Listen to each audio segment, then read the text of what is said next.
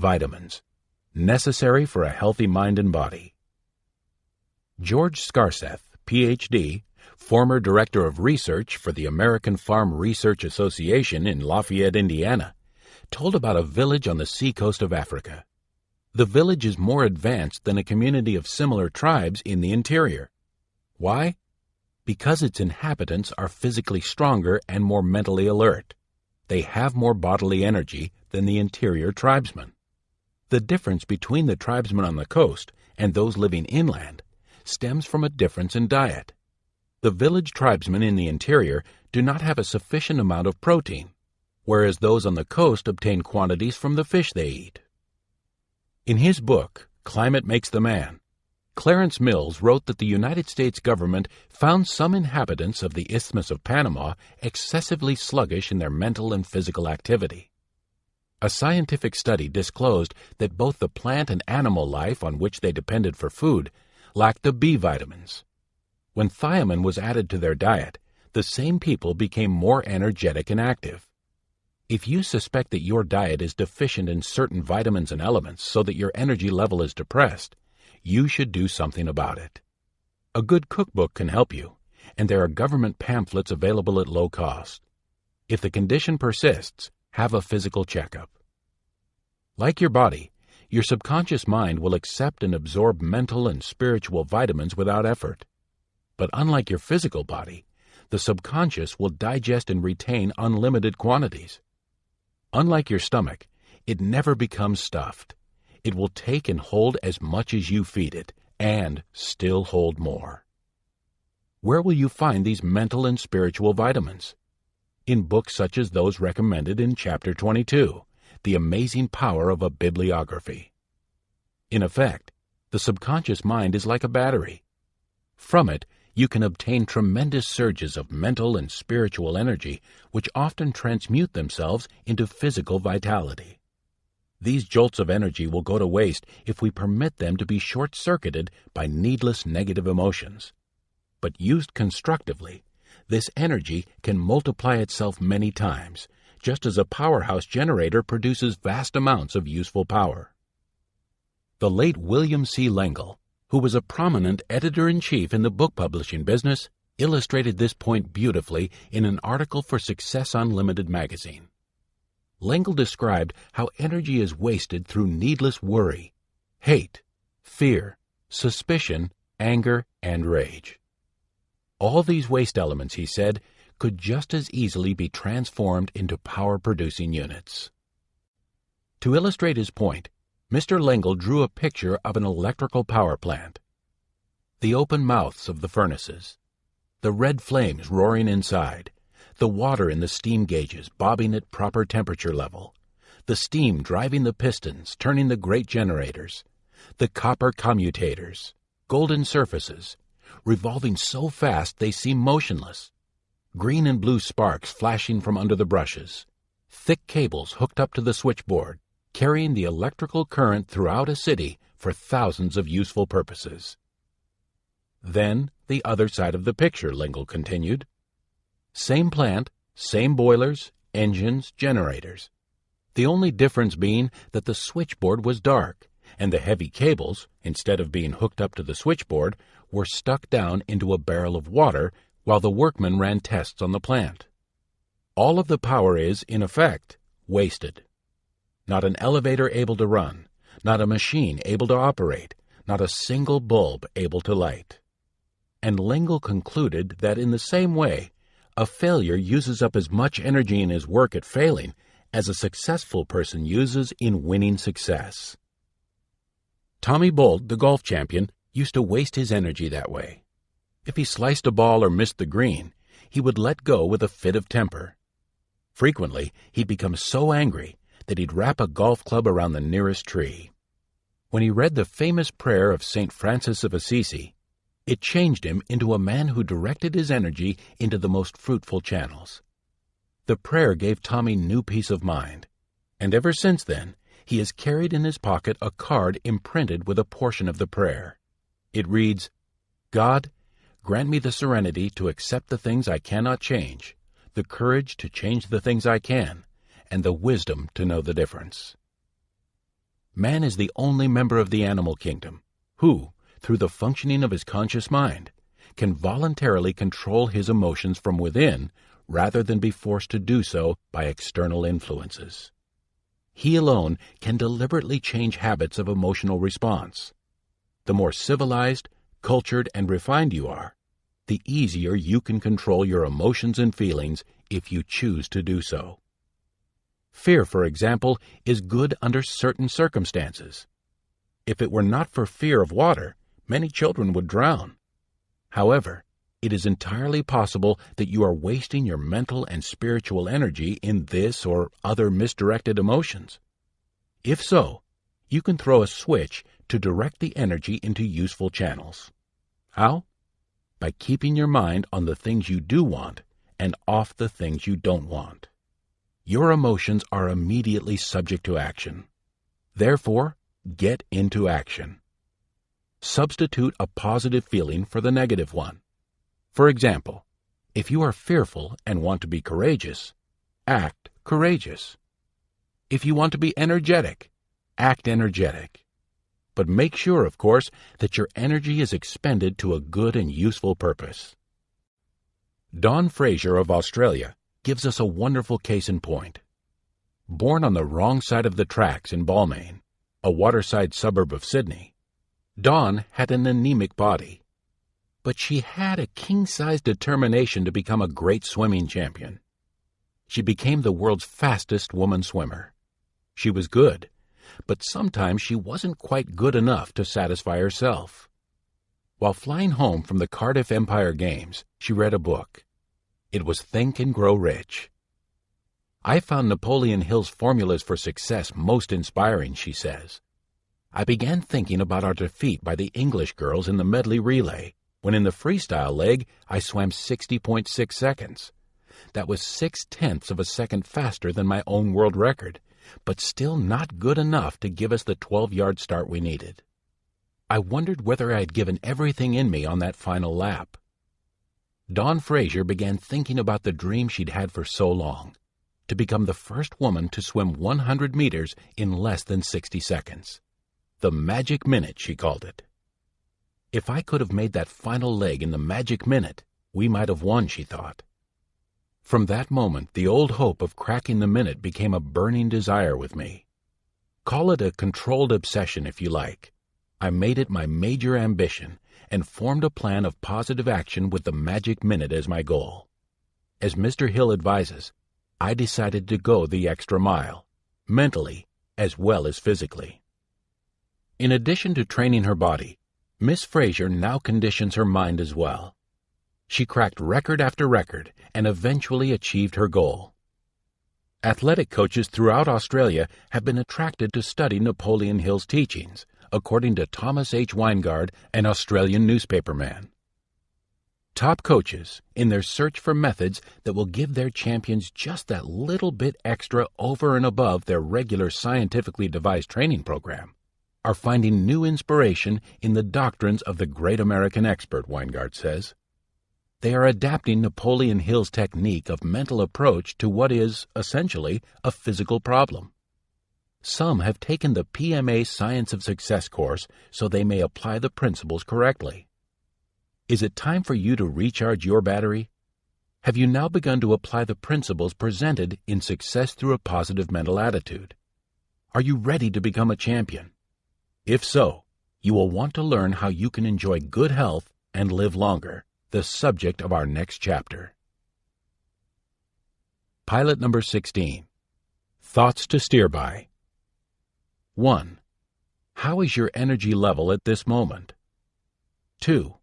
What is your most important source of physical, mental, and spiritual energy? 3.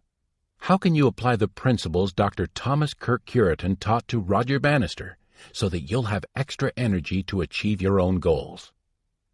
4. Do you push to the limit of your endurance, then rest and try again? 5. Is it time to recharge your battery? 6. How can you avoid or neutralize fatigue? 7. Are most of your meals based on well-balanced diets? 8. Do you take spiritual and mental vitamins daily by reading inspirational material or listening to inspirational tapes or records? 9. Is your energy being directed toward useful channels, or is it being short-circuited and wasted? 10. A failure uses up as much energy in his work at failing as a successful person uses in winning success. 11. God, grant me the serenity to accept the things I cannot change, the courage to change the things I can, and the wisdom to know the difference. 12. When is the emotion of fear justified, unjustified? 13. To be energetic, act energetically. Increase your energy level through PMA. Chapter 17. You can enjoy good health and live longer. Positive mental attitude plays an important role in your health and your day-to-day energies and enthusiasms for your life and your work. Every day, in every way, through the grace of God, I am getting better and better, is no pie-in-the-sky jargon for the man who recites the sentence several times each day upon awakening and again before going to bed. In one sense, he is putting PMA forces to work for him. He is using the forces which attract the better things of life to him. He is using the forces which the authors of Success Through a Positive Mental Attitude want you to use. How PMA aids you. PMA will help you develop mental and physical health and a longer life. And NMA will just as surely undermine mental and physical health and shorten your life. It all depends upon which side of the talisman you turn up. Positive mental attitude, properly employed, has saved the lives of many persons because someone close to them had a strong positive mental attitude. The following incident proves the point. The baby was only 2 days old when the doctor said, "The child won't live." "The child will live," responded the father. The father had a positive mental attitude. He had faith. He believed in the miracle of prayer. He prayed. He also believed in action. And he got into action. He placed the child under the care of a pediatrician who also had a positive mental attitude. A doctor who knew from experience that for every physical weakness, nature provides a compensating factor. The child did live. I can't go on. Death separates pair, for instant. The above headline appeared in the Chicago Daily News. The article mentioned that a building engineer, a 62-year-old man, came home and went to bed with chest pains and shortness of breath. His wife, who was 10 years younger, became alarmed and began hopefully to rub her husband's arms to increase circulation. But he died. "I can't stand to go on any more," the widow told her mother, who was beside her. And then the widow died. She died that very same day. The baby that lived and the widow who died demonstrate the powerful forces of positive and negative mental attitudes. Knowing that accentuating the positive will attract good things to you and accepting the negative will bring the bad, isn't it common sense to develop positive thoughts and attitudes? If you have not already done so, now is the time to develop a PMA philosophy. Prepare for any possible emergency. Always have something to live for. And remember, when you have something to live for, the subconscious mind forces upon your conscious mind strong motivating factors to keep you alive in times of emergency. We need look no further than Rafael Correa to prove our point. An eventful night. He was only 20 years of age. His family was not wealthy, yet it was particularly well esteemed. Therefore, 6 doctors and a young intern had struggled all night in that small operating room at San Juan, Puerto Rico, trying to save Rafael's life. Now, after 12 hours of unceasing watchfulness and attention, they were tired, and they were sleepy. Try as they would, they were finally unable to hear his heartbeat. They couldn't find his pulse. The head surgeon took a knife and cut the blood vessels in Rafael's wrist. The fluid was yellow. The surgeon hadn't used an anesthetic, for the boy's body was so weak that pain didn't seem possible. The doctors thought he could not hear what they were saying, and they spoke as if he were dead. One said, "Not even a miracle can save him now." The chief surgeon took off his surgical coat and prepared to leave the room. The young intern asked, "May I have the body?" "Yes," was the response. The doctors left the room. It has been written, "So we do not lose heart, because we look not to the things that are seen, but to the things that are unseen. For the things that are seen are transient, but the things that are unseen are eternal." They could see the physical body, but Raphael was a mind with a body. What was happening to the mind of Raphael Correa which was not visible? In that twilight state between life and death, Raphael was not able consciously to move his body. But because of the positive mental attitude he had developed in his subconscious mind by reading inspirational books, his mind was communicating with a higher power. He felt that God was with him. He began to speak to God as a friend, like a man talking with another. "You know me. You are inside me. You are my blood. You are my life. You are my everything. There is but one mind, one principle, one substance in the universe, and I am one with all else. If I die, I don't lose anything. I just change form. But I am only 20 years old. Dear God, I'm not afraid to die, but I'm willing to live. If you choose to give me life someday, somehow, I'll be able and willing through your mercy to lead a better life and to help others." As the intern approached Raphael, he looked at Raphael's face and observed the twitching of his eyelids and a teardrop falling from the corner of his left eye. "Doctor, doctor, come quickly. I think he's alive," he called excitedly. It took more than a year for him to regain his strength, but Raphael Correa did live. Some years later, Raphael flew from San Juan to Chicago to ask the authors to hold a 3-evening PMA seminar at San Juan. It was then that Raphael told us his story of that eventful night in his life. We were inspired by his story, and particularly also by the fact that since he had been granted his life, he was trying to make good on his promise to help others. We flew to San Juan to conduct the seminar. While we were in San Juan, Raphael introduced us to the chief surgeon who had been with him all that night, and the doctor confirmed Raphael's story. During the course of the conversation, we asked Raphael, "What was the name of the book that influenced you in your hour of need?" Raphael replied, "I had read many inspirational books, but I believe the thoughts that went through my mind that night were primarily from Science and Health, with Key to the Scriptures by Mary Baker Eddy." As proved by Raphael, inspirational books are tremendously instrumental in changing lives, and there is no book with more inspiration and motivation than the Bible. The Bible has changed the lives of more persons than any other book. It has helped countless thousands to develop physical, mental, and moral health. Reading the Bible has developed a greater understanding of its truths in many persons and caused them to draw closer to their own church. This is because the Bible has motivated them to positive action. An inspirational book like the one you are now listening to can also motivate you.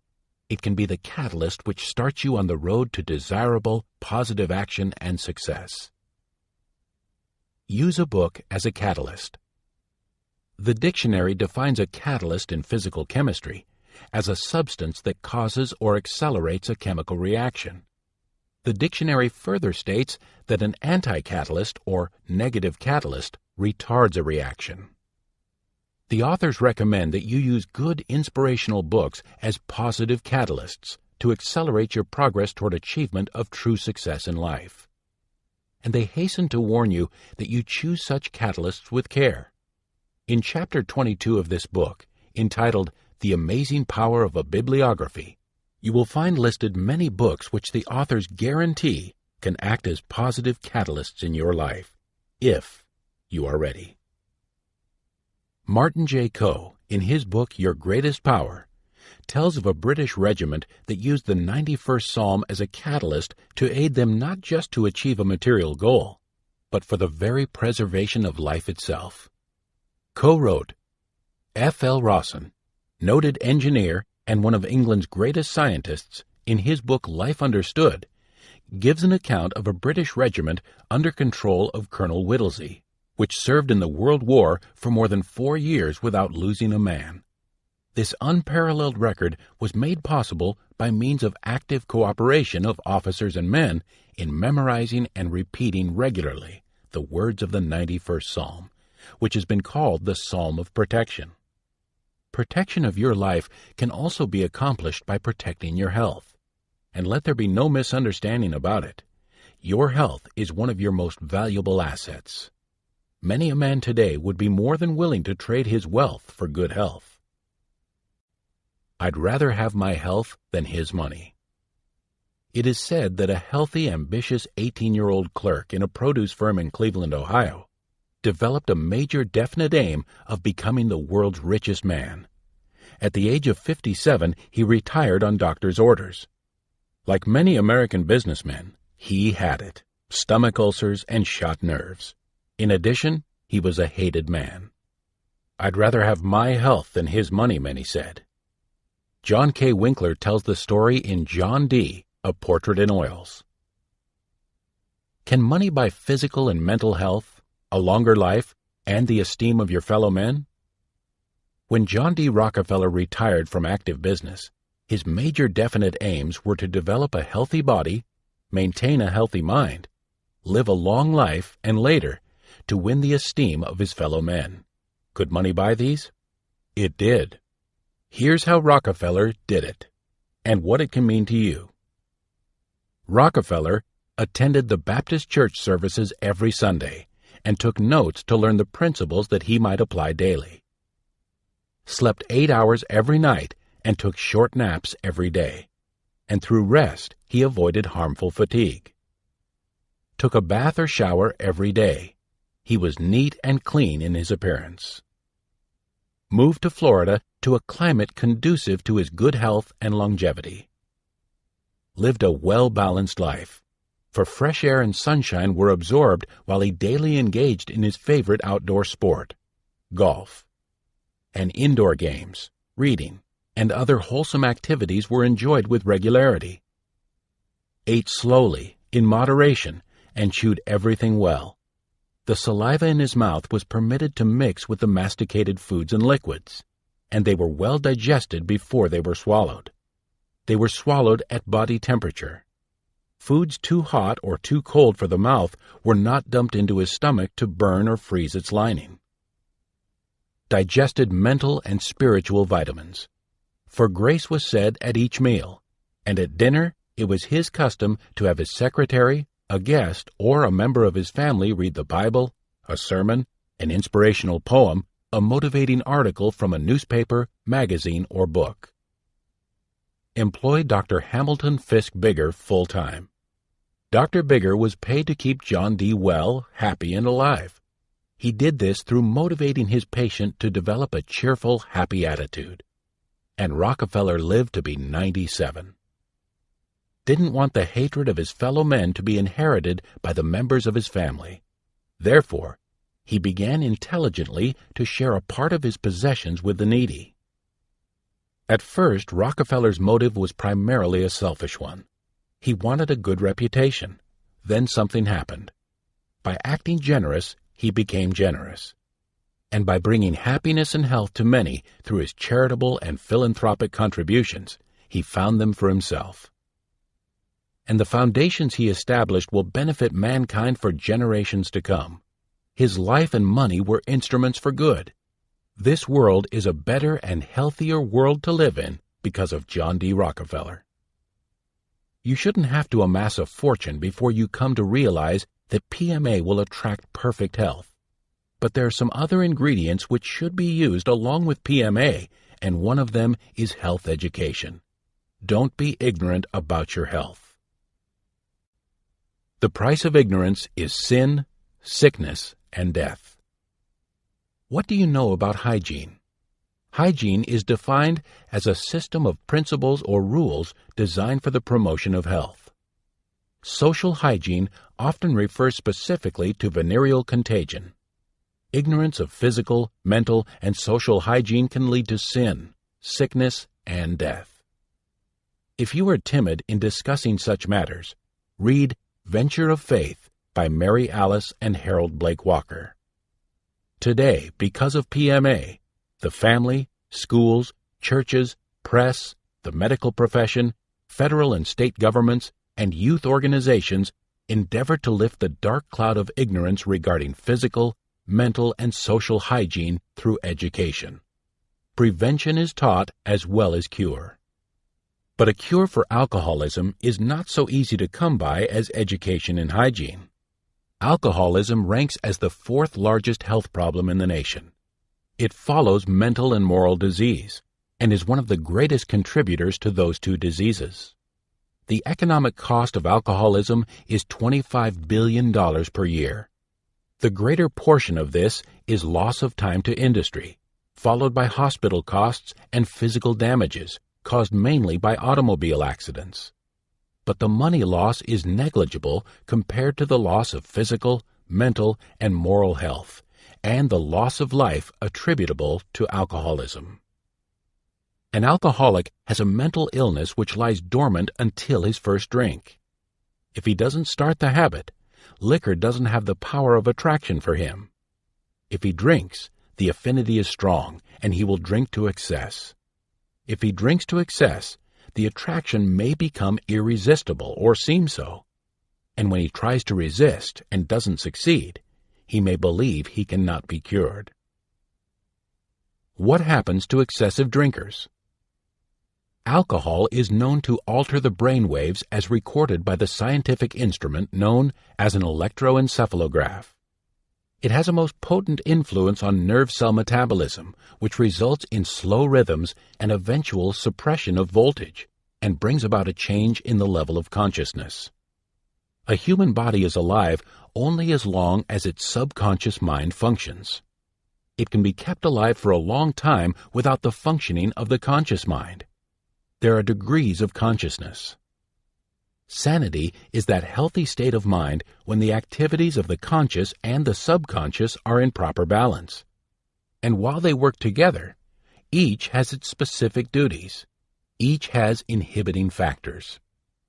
While sometimes it is healthful and wholesome for a person to do the things he wants to do but which are forbidden, judgments and actions should be the result of the conscious and subconscious working in balance. The intellect and other powers of the conscious mind act as a governor regulating the subconscious when a person is in a conscious state of activity.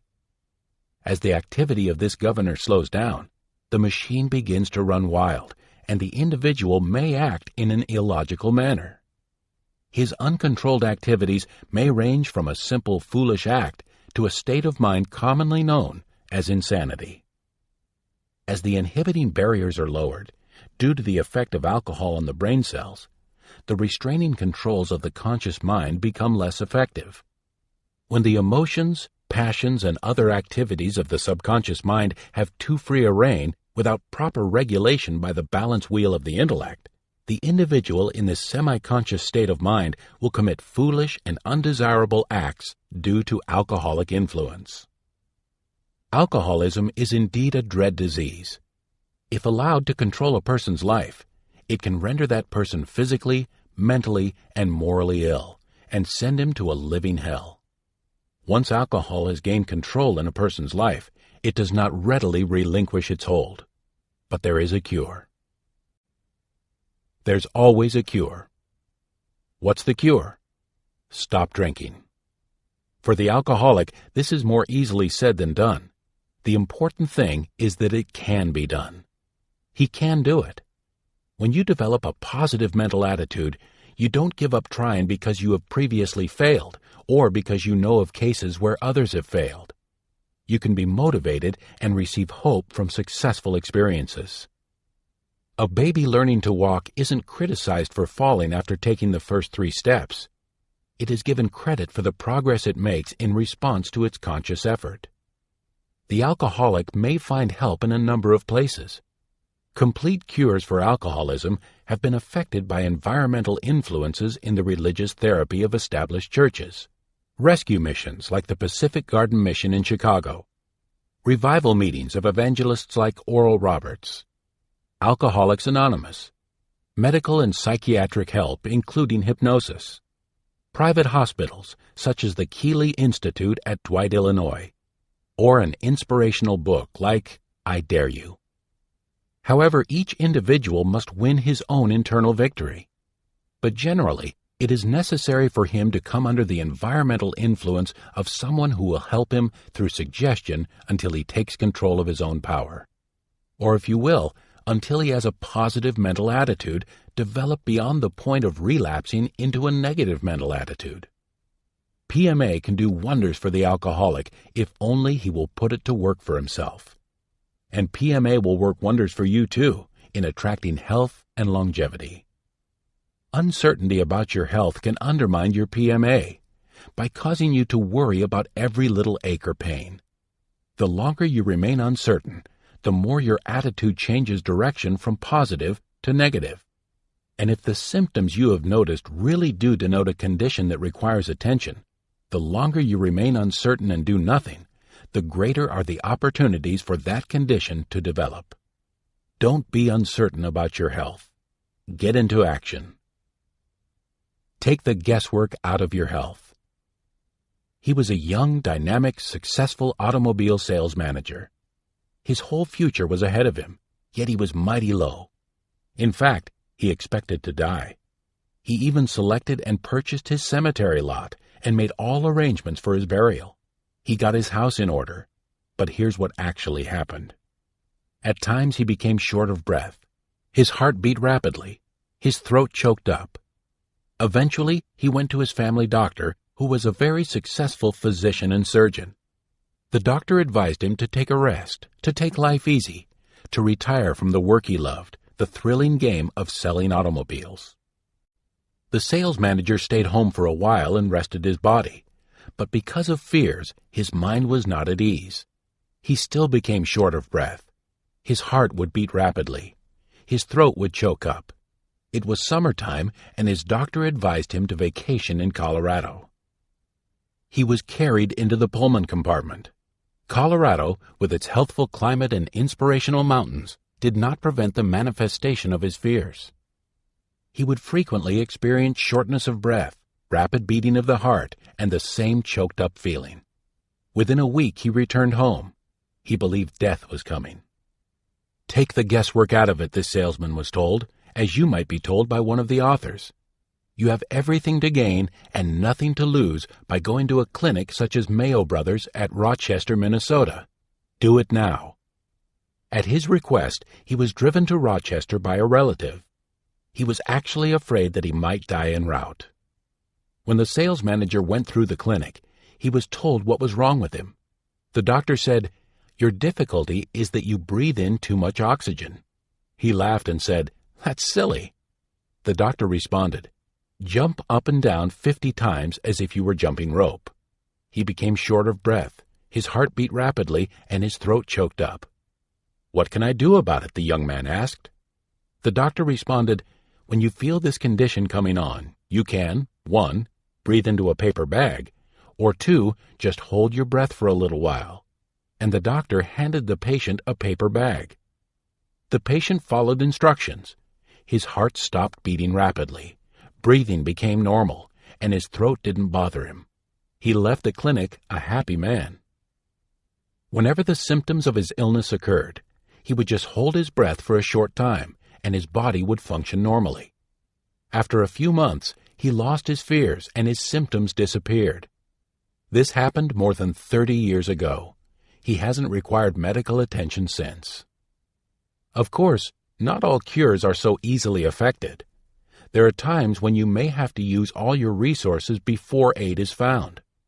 However, it is wise to continue the search with persistence and a positive mental attitude. Such determination and optimism usually pay off. It did for another sales manager. Let us tell you about him. There is always a cure. Find it. This particular sales manager registered in a small-town hotel and fell and broke a leg as he entered the room assigned to him.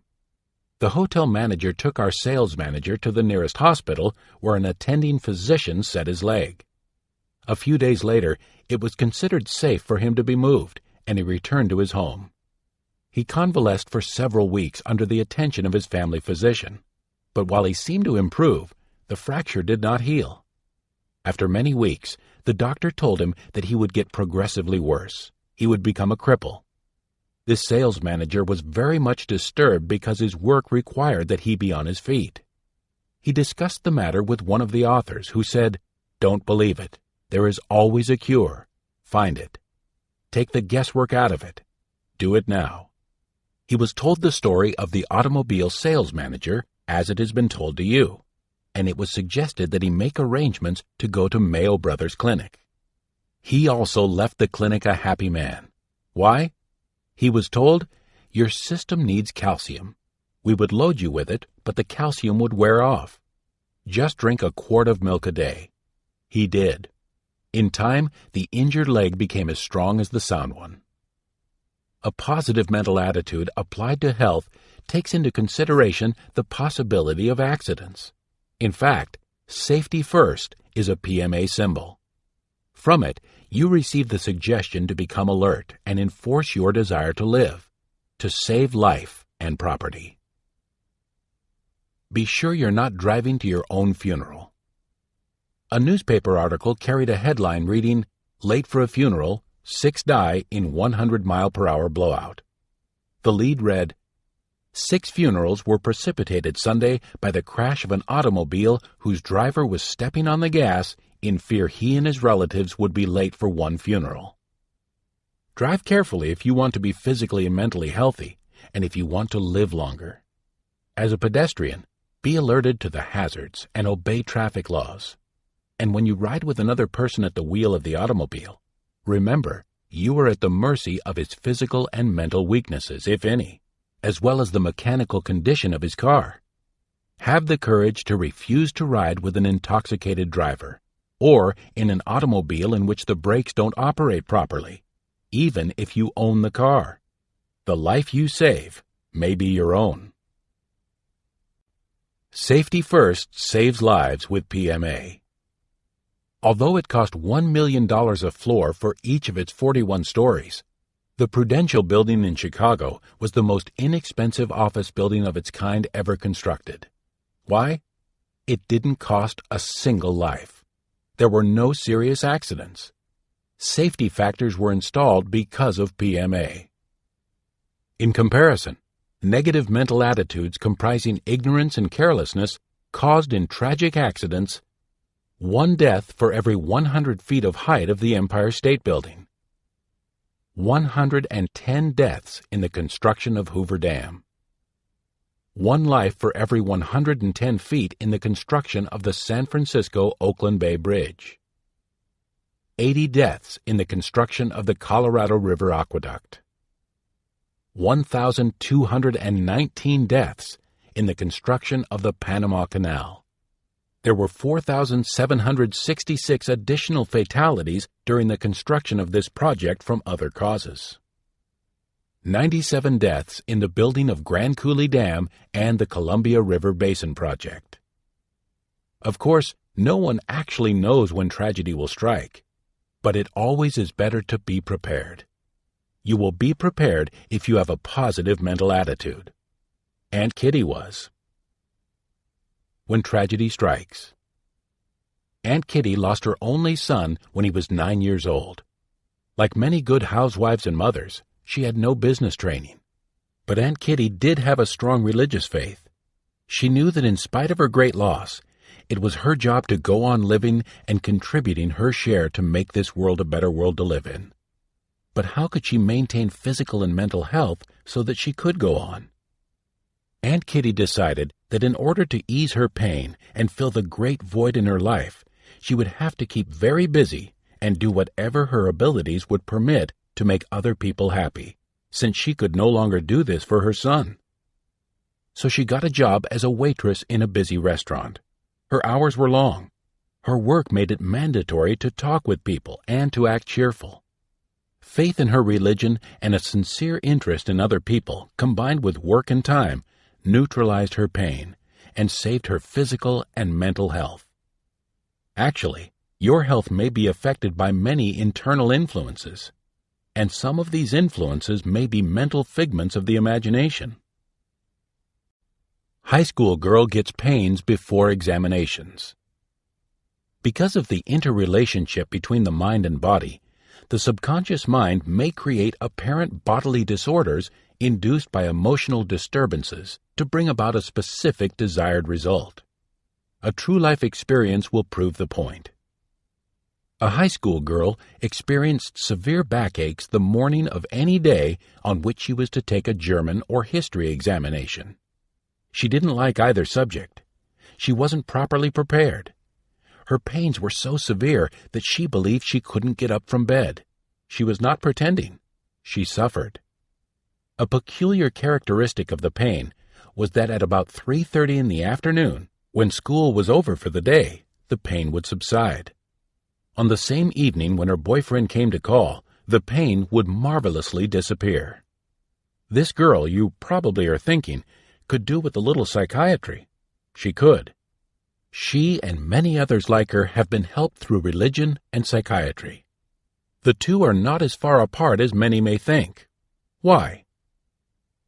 Religion and psychiatry.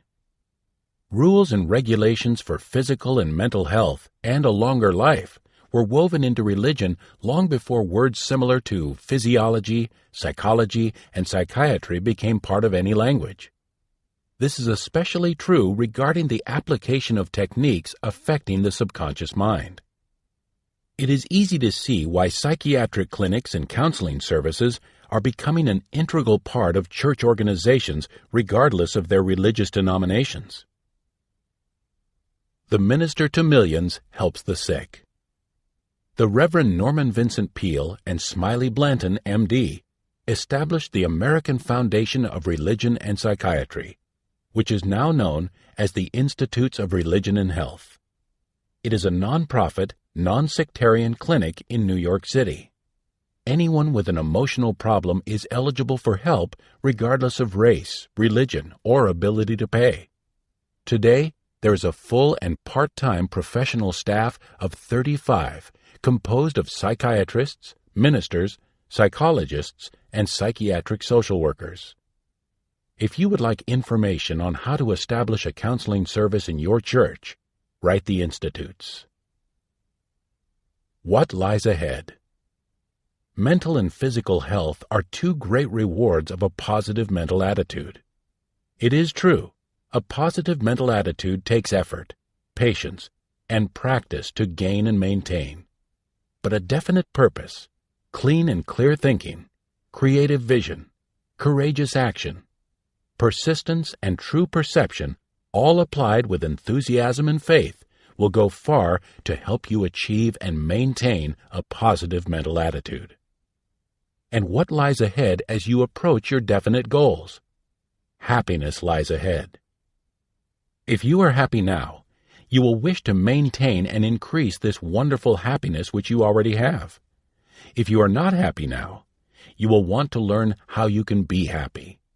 Let's turn to Chapter 18, entitled, Can You Attract Happiness?, to find additional PMA success principles to speed us in our pursuit of happiness. Pilot number 17. Thoughts to steer by. 1. You can have more perfect health. A positive mental attitude affects your health. It attracts good health to you. A negative mental attitude attracts ill health. 2. Thinking good thoughts, positive and cheerful thoughts, will improve the way you feel. What affects your mind also affects your body. 3. A positive mental attitude toward the ones you love may be the means of saving their lives. Remember the father who saved the life of his infant son by going into action with a positive mental attitude. 4. Learn to practice PMA instead of giving in to NMA, as the engineer's wife did. Her NMA allowed death to claim her. 5. Develop within you a positive mental attitude, so powerful that it seeps down from your conscious into your subconscious mind. If you do, you will find that in times of need and emergency, it will automatically flash back to your conscious mind, even in the greatest emergency of life. death. 6. Make a study of the Bible and other inspirational books. They will both inspire and teach you how to motivate yourself to positive, desirable action, and thus help you achieve the goals you desire. 7. Learn to use the 17 success principles and to apply them to your life. Have you memorized them? 8. All the wealth in the world cannot by itself buy good health. But you can achieve good health by striving for it and observing simple rules of hygiene and good health habits. Remember, John D. Rockefeller had to retire at the age of 57 because of ill health. But through a positive mental attitude and wholesome living, he reached the ripe old age of 97. 9. PMA recognizes the importance of education in physical, mental, and social hygiene, and that ignorance of these subjects can mean sin, sickness, and death. Keep abreast of current developments affecting your mental, moral, and physical health. 10. Never abandon hope, for there is a potential cure for every ailment. Develop PMA and take the guesswork out of your health by seeking aid at the right time. 11. PMA repels accidents and tragedies by keeping the person with PMA alert to dangers at all times. Should tragedy strike, however, PMA can guide you in meeting reverses calmly and deliberately. 12. A sound mind and sound body are attainable if you will put PMA to work for you. Remember, you can enjoy good health and live longer with PMA. I feel healthy, I feel happy, I feel terrific. Chapter 18. Can you attract happiness? Can you attract happiness? Abraham Lincoln once made the remark, "It has been my observation that people are just about as happy as they make up their minds to be." There is very little difference in people, but that little difference makes a big difference. The little difference is attitude. The big difference is whether it is positive or negative. Persons who want to be happy will adopt a positive mental attitude and be influenced by the PMA side of their talisman. Thus, happiness will be attracted to them. And those who turn on NMA make a business of being unhappy. They don't attract, they repel happiness. I want to be happy. A popular song starts off with the words that contain a great deal of truth. I want to be happy, but I won't be happy till I make you happy too. One of the surest ways to find happiness for yourself is to devote your energies toward making someone else happy. Happiness is an elusive, transitory thing, and if you set out to search for it, you will find it evasive. But if you try to bring happiness to someone else, then it comes to you. Writer Claire Jones, wife of a professor in the religion department at Oklahoma City University, tells of a happiness they experienced during their early married life. We lived in a small town the first 2 years we were married, she recalls, and our neighbors were a very old couple, the wife nearly blind and confined to a wheelchair. The old man, not very well himself, kept house and cared for her. My husband and I were decorating our Christmas tree a few days before Christmas when we decided on impulse to fix a tree for the old people. We bought a small one, decorated it with tinsel and lights, wrapped a few small gifts, and took it over the night before Christmas. The old lady cried as she gazed dimly at the sparkling lights. Her husband said over and over, "But it's been years since we had a tree." They mentioned that tree nearly every time we visited them during the next year. The next Christmas, they were both gone from the little house. It was a small thing we had done for them, but we were happy that we'd done it. Now, the happiness they experienced as a result of their kindness was a very deep, warm feeling, the memory of which will remain with them. It was a very special kind of happiness that comes to those who do kind deeds. But the kind of happiness which is most common and most constant comes closer to being a state of contentment, a state of being neither happy nor unhappy. You are a happy person during a period when you predominantly experience that positive state of mind in which you are happy combined with that neutral state of mind in which you are not unhappy. And you can be happy, content, or unhappy, for the choice is yours. The determining factor is whether you are under the influence of a positive or negative mental attitude, and that factor you can control. Handicaps are no barrier to happiness. Surely, if ever there was a person who might have been expected to complain of unhappiness, Helen Keller was that person. Born deaf, mute, and blind, deprived of knowledge of normal communication with the persons who surrounded her, she had only her sense of touch to help her to reach out to others and to experience the happiness of loving and being loved. But reach out she did, and through the aid of a devoted and brilliant teacher who in love reached out to Helen Keller, that deaf, mute, and blind little girl became a brilliant, joyful, happy woman. Miss Keller once wrote, "Anyone who out of the goodness of his heart speaks a helpful word, gives a cheering smile, or smooths over a rough place in another's path, knows that the delight he feels is so intimate a part of himself that he lives by it. The joy of surmounting obstacles which once seemed unremovable, and pushing the frontier of accomplishment further, what joy is there like unto it?" If those who seek happiness would stop one little minute and think, they would see that the delights they already experience are as countless as the grasses at their feet, or the dewdrops sparkling upon the morning flowers. Helen Keller counted her blessings and was profoundly grateful for them. Then she shared the wonder of these blessings with others, and caused them to feel delight. Because she shared that which is good and desirable, she attracted unto herself more of that which is good and desirable. For the more you share, the more you will have. And if you share happiness with others, happiness will grow richer within you.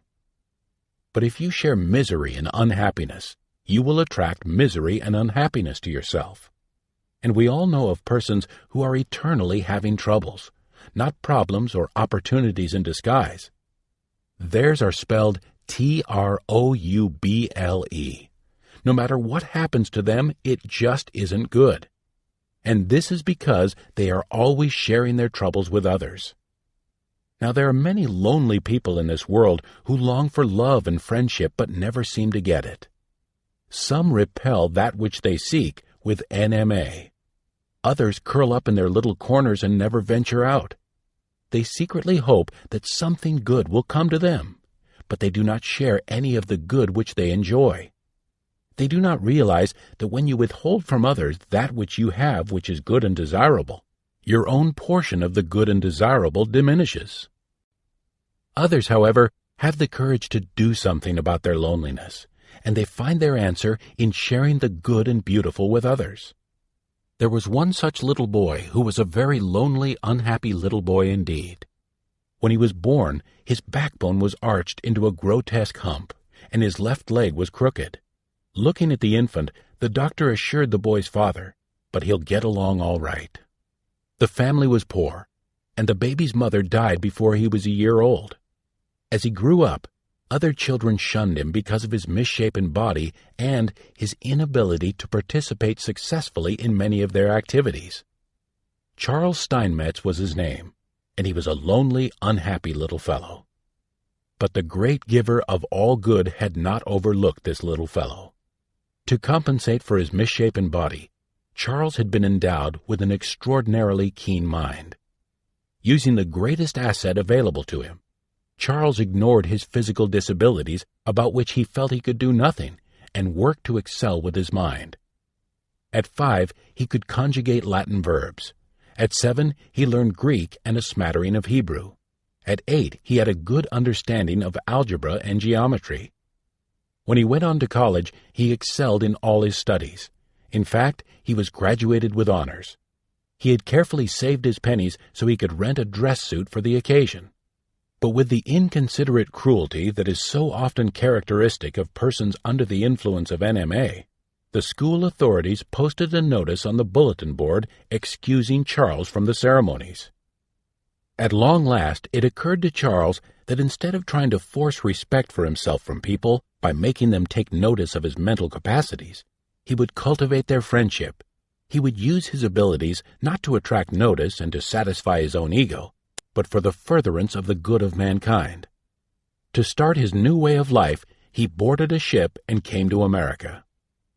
Having reached this country, Charles Steinmetz began to look for a job. Several times he was rebuffed because of his appearance, but he finally landed a job with General Electric as a draftsman at $12 a week. In addition to his regular duties, he spent long hours in electrical research, and he endeavored to cultivate the friendship of his fellow employees by trying to share with them that which he had that was good and desirable. After some time, the chairman of the board of General Electric Company recognized the rare genius of this man and said to Charles, "Here is our entire plant. Do anything you want with it. Dream all day if you wish. We'll pay you for dreaming." Charles worked hard, long, and earnestly. During his lifetime, he patented more than 200 electrical inventions and wrote many books and papers on problems of electrical theory and engineering. He knew the satisfaction of a job well done, and he also knew the satisfaction of making contributions which went far to make this world a better place to live in.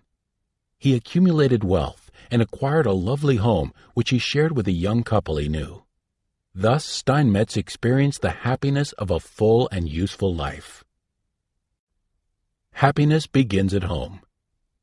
The greater part of the life of each of us is spent in our homes with our families.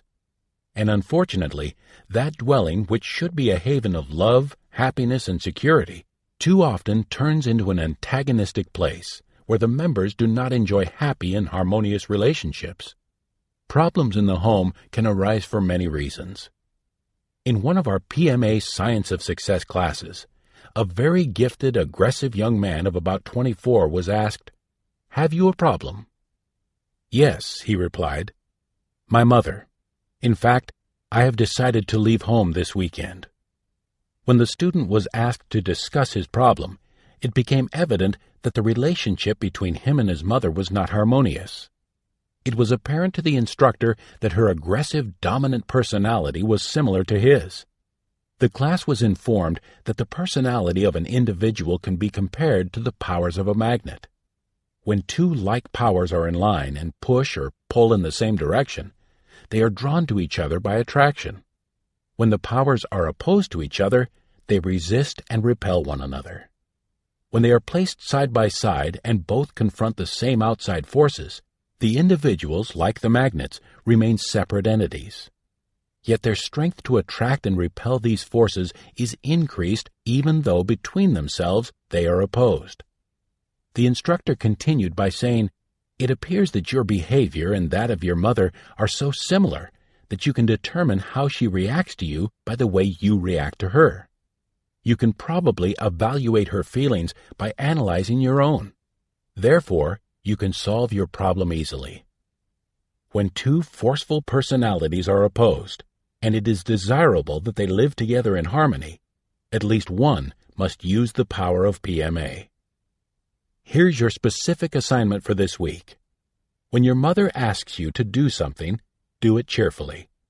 When she expresses an opinion, agree with her in a pleasant, sincere manner or don't say anything. When you're tempted to find fault with her, find something good to say. You will have a most pleasant experience. She will probably follow your example. "It won't work," responded the student. "She is just too hard to get along with." "You're absolutely right," responded the instructor. "It won't work unless you try to work it with a positive mental attitude." A week later, the young man was asked how he was coming along with his problem. His response was, "I am happy to say that there hasn't been one unpleasant word between us all week. You might be interested in knowing that I have decided to stay at home." When parents don't understand their children. There is a tendency for a person to assume that everyone always likes what he likes and always thinks the way he thinks. For people have a tendency to judge the reactions of others by their own reactions. Now, like the young man who had a problem with his mother, such a conclusion would at times be correct. But many parents often have problems with their children because they fail to realize that the personality of the child is different from theirs. It is a mistake for parents not to realize that time changes both the child and them, for they don't adjust their mental attitudes to compensate for the changes within the child and themselves. "I don't understand her," the father said. A lawyer and his wife had 5 wonderful children. The parents were unhappy because their oldest daughter, who was a freshman in high school, didn't respond to her parents the way they expected. The daughter was unhappy too. "She's a good girl, but I don't understand her," the father said. "She doesn't like to do work around the house, yet she'll toil for hours at the piano. In the summer, I got her a job at the department store, but she didn't want to work. She just wants to play the piano all day." It was our recommendation that the parents and daughter be given an activity vector analysis by one of the authors. In Chapter 10, entitled How to Motivate Others, you heard about activity vector analysis. These results were very revealing. We found that the girl possessed ambitions, energies, and traits so far beyond either of the parents that it would be difficult for them to comprehend her reactions to them until they understood that each person is different. The parents thought that while it was nice to know how to play a piano, it was good for a girl to work at home and work in a store in the summer. A passion to be a pianist was just a waste of time. She will get married someday and will have to keep house. She should be more practical, the parents reasoned. The daughter's capacities and the tendencies that motivated her were explained to the parents. Reasons were given why it was hard for them to understand her. An explanation was also given to the daughter as to why her parents thought one way and she another. When the 3 endeavored to understand what brought about their problem and how they could adjust to it with a positive mental attitude, they were able to live together in greater harmony. To have a happy home, be understanding. To be happy, be understanding of other people. Realize that another person's energy level and capacities may not be the same as yours. He may not think like you. Try to understand that what he likes may not be what you like. When you realize this, you will find it easier to develop a PMA in yourself and to do that which will create desirable reactions in others. Opposite poles of a magnet attract each other, and so do persons with opposite personality traits. And where there is a community of interest, 2 individuals may experience a happy association together, although each has opposite characteristics in many respects. One may be ambitious, aggressive, confident, and optimistic, and possess tremendous drive, energy, and stick-to-itiveness. The other may have a tendency to be satisfied, fearful, timid, shy, tactful, and humble, and may lack confidence in himself. Often such persons are attracted to each other, and when associated together, complement, strengthen, and inspire each other. And they blend their personalities, and thus the extremes of each become neutralized. What would grow into rigidity on the part of one and frustration on the part of the other is thus avoided. Would you be happy and inspired if you were married to a person whose personality was exactly like yours? Be truthful with yourself. The answer would probably be no. Children, too, can be taught to be understanding and to be appreciative of all that their parents do for them. Much unhappiness is caused in homes because the children do not appreciate and understand their parents. But whose fault is it? The child's or the parents', or both? Some time ago, we had an appointment with the president of a large and successful organization. His name has appeared in a favorable light in every large newspaper in the country for the good work he did while holding public office. Yet on the day we saw him, he was most unhappy. "No one likes me. Even my children hate me. Why is this?" he asked. Actually, this man is a person of good intent. He gave his children everything that money would buy. He deliberately kept them from the needs that forced him as a child to gain the strength he developed as a man. He tried to protect them from those things in life that to him were not beautiful. He eliminated the necessity for them to struggle as he had had to struggle. He never asked or expected appreciation from his sons and daughters when they were children, and he never got it.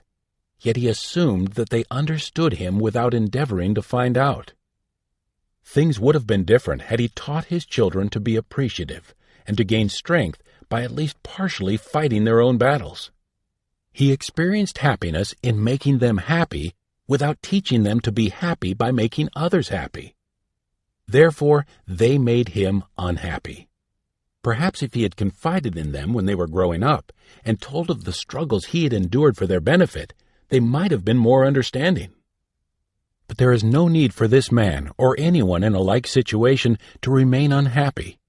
He can turn up the PMA side of his talisman and try earnestly to make himself known to and understood by his dear ones. And he can take the time to show that he loves them by sharing himself instead of just giving them those material things with which his wealth can supply them. If he shares himself as liberally as he shared his money with them, he will experience the rich reward of having them return love and understanding to him. Of course, this man had meant well. He had the right intent toward his children and toward others, but he had not been sensitive to their reactions.